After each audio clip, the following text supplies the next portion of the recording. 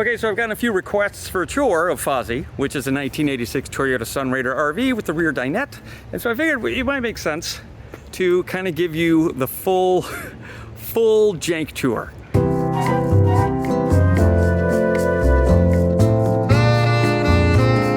We are working on fixing some things up.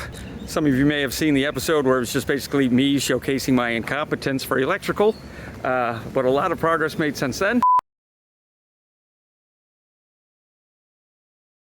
The exterior is actually in pretty good shape, I believe. It was coated with kind of like the rhino paint, the bed liner, and the good news is we've had a ton of rain and I have not found any wet spots, even near the windows, which I know can be notorious. Now you can see the front windows were deleted here.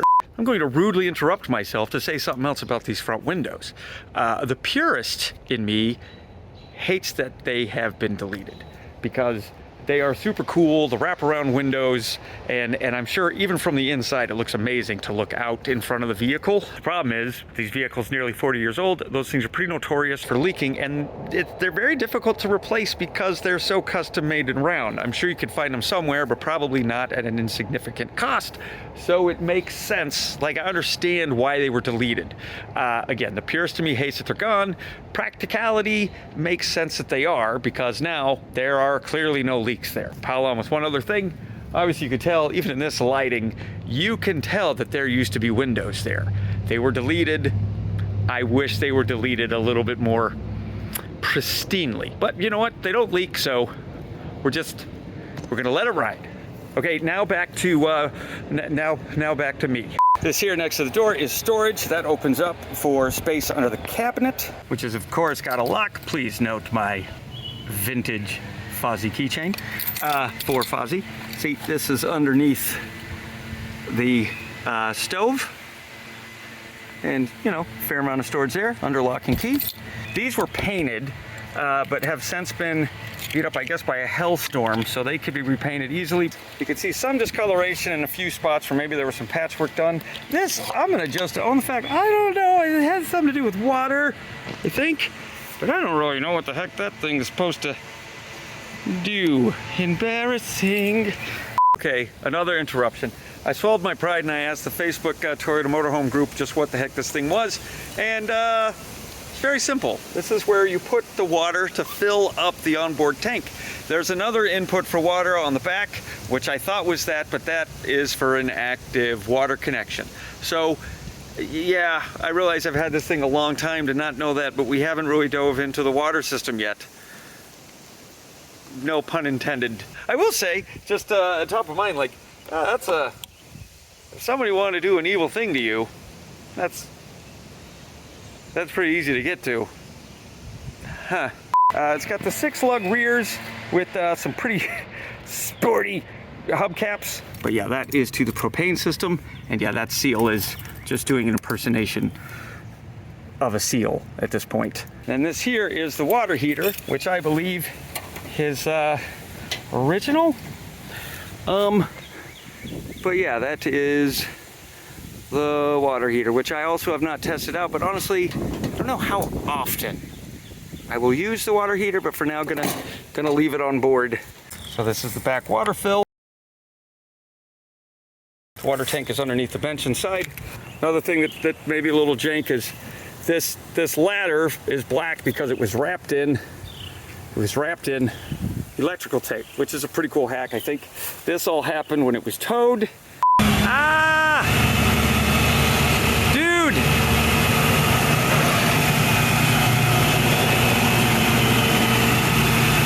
You bent my ladder! Oh.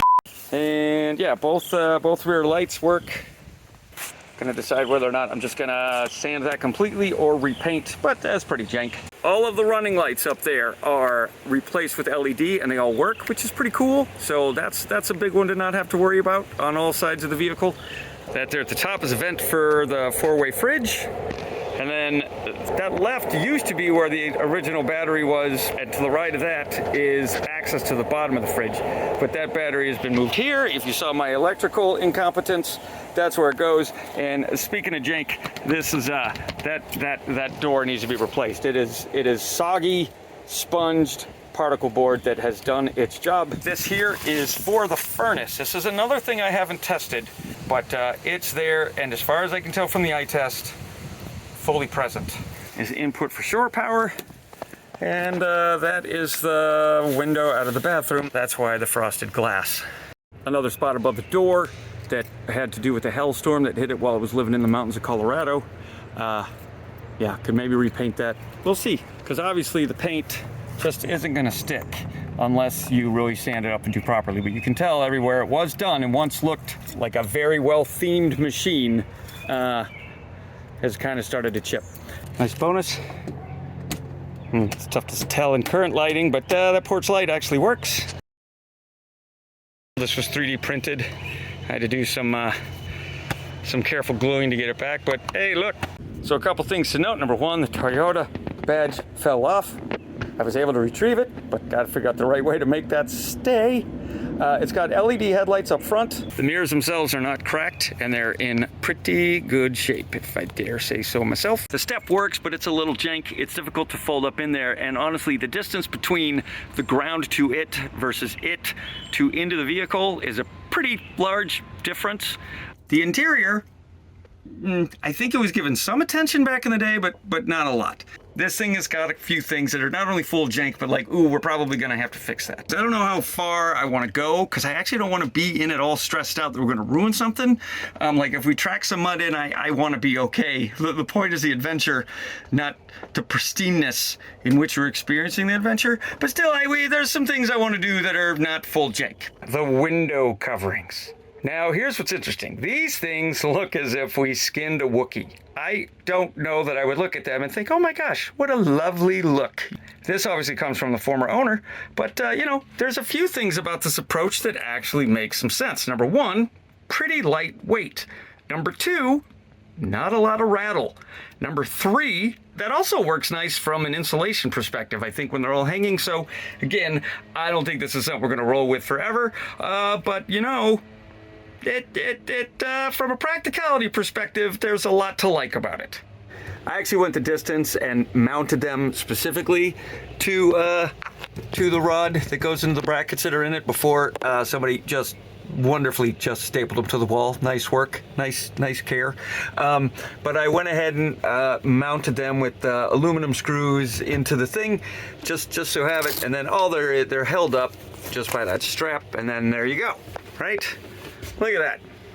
Doesn't rattle, doesn't make any noise, and you know, we got some privacy. We got some 12-volt cafe lights that actually look nice and dim at night. I installed these by using very short metal screws that go into the aluminum, I think, that holds that clip together, and pretty happy with how that turned out. The fridge actually works. Those are stickers from previous owners. I haven't had the heart to remove them. It's actually a 3-way fridge, which I was really surprised by given how old it is, which means it runs by propane, it runs on 120 volt, and it's also got a 12 volt mode. Now here, of course, is the closet, because there's a fair amount of space. Underneath here is where all the electrical and such is that will likely be replaced. I guess it's fair to say that the covering kind of qualifies as jank. White is a horrible idea for a camper, and probably would want a material that was a little bit hardier. Of course, the kitchen area, got this nice faucet, double sink, which I think makes sense. And actually nothing in terms of counter space. And then of course we've got the 4-top burner right here. Here is the bathroom. Now here in Fozzie, the bathroom and the shower are all the same thing. Underneath here, underneath the sink, there's some storage, which is nice. Now speaking of jank, there is a gap between where that pipe connects and where the sink stops. So got to get that handled before I pour any water down the sink. Also guess I should call out, I don't know if these came with the vehicle originally, but there's these little hooks to kind of keep things in play while we're driving. Now here's a bit more jank under the kitchen sink. This drawer has obviously seen better days, but you know, you can still open it up. It was, yeah, see, this needs a deep cleaning. That's pretty gross. That's pretty gross. They thought about weight a lot, you can tell in these old things, which is cool. And then above it, this opens up like this for more storage underneath the sink, which is pretty handy. And then of course, this opens up to the area underneath. And then here is more storage. I kind of like this solution, which I think is default. Again, these things all need to be cleaned, but really nice and lightweight. No reason to put anything other than the plastic here. And it all works as expected. But yeah, pretty gross and would get quite the cleanse before we actually take this out for real. And then yeah, that's the storage that you can see from the outside. Now, funny thing, right? I love this. Look how great that is. We have a view of a ridiculous purple basketball court in our backyard. But I always sit back here and I imagine looking over some sort of vista, and I just get so excited about what's to come. But oddly, a downside is, where do you put the television? Where do you put the television? And I know you don't go camping to watch TV, but I'm a big movie nerd, and there's times I like to unwind watching a movie. So I like the idea of a TV being somewhere.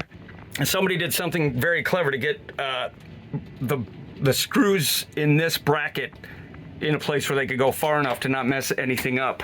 The screws go into that empty crevice created by that round corner. And I guess this works okay if you're back in the sitting area, but honestly, it's not optimal there. So yeah, the TV with the bed, it's not a bad place to watch TV from, but the problem is now it's in the way of the bathroom door. It's just, to be fair, this thing's purpose was not to have a TV in it. I get it. Now the bed area, I bought a very thin mattress because it's actually pretty narrow top to bottom in there. Like, I could never sit up. My wife can't even quite sit up. There's a handy dandy step there on the vintage carpet that gets you up there, and even me, 6'2", will use that thing. And funny enough, it's kind of difficult to make the bed. Even as a 6'2" fella with long arms, it's like, ooh, I don't have the technique mastered yet, that's for sure. But we've slept in it a couple nights out here in the backyard and have been very comfortable. It does have the vintage carpet in a few spots, up and around the door here, down here, also in the very back here. Got to hold on to some of that mid-'80s charm. Now let's talk about the cockpit. It's got this many miles on it, but that's not true at all because it had the engine rebuilt a couple years ago, and I think upgraded a bit based on what my friends over at ACC Auto said. Touchscreen stereo is a nice addition, but touchscreen doesn't work anymore. I bought batteries for the remote. Doesn't matter. Still can't get it to sync with my phone, which is a bummer. So that's got to be replaced. Also, this speaker is dead. Also, the lights on the dash for the heater and such isn't lighting up right now, so few things to take care of up here. We installed this Max Air fan, and it's pretty incredible what kind of difference this thing makes inside of the rig. It's like you have it running and it's cool, but then you open up one of the small vents up front and it's like, my golly, just like, it's like that, the impact it has in the small space. So that I feel like was a good investment, because as of right now, we don't have an air conditioning solution on board just yet, but we're gonna figure something out. Okay, so this has been Fozzie in all of its current jank glory.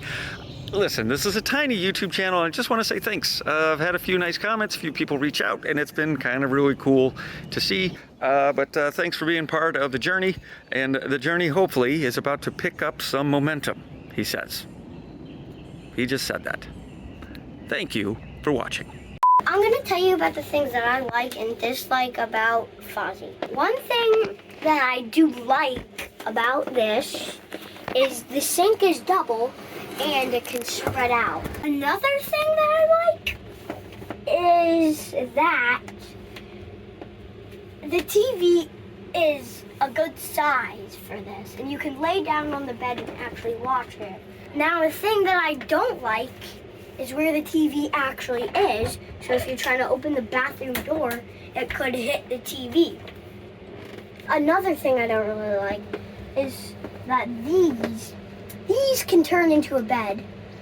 These two couches can turn into a bed, but you have to lift up the table and stuff, and the table is really heavy. Another thing that I like is the Max thing. I mean, we bought this, it wasn't really in the RV, but still, it works really good. Yeah. Give me a thumbs up.